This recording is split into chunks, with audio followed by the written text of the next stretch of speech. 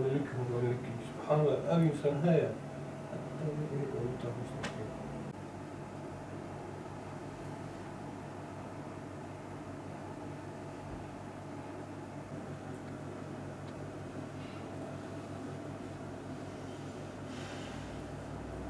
Buyurun.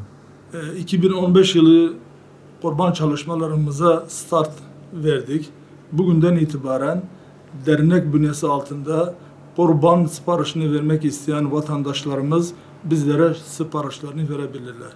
Kurbanlarımız 500 TL'dir.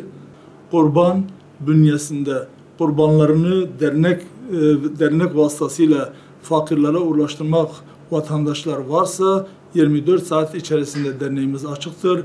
2 tane telefonumuz mevcuttur. Arkadaş gönüllülerimiz burada nöbettedirler. İstedikleri zaman telefon açıp kurban siparişlerini verebilirler. Kurban Bayramı'nın 4. güne kadar bu siparişleri alıyoruz. Çalışmalarımız bayram 4. gününe kadar devam edecektir.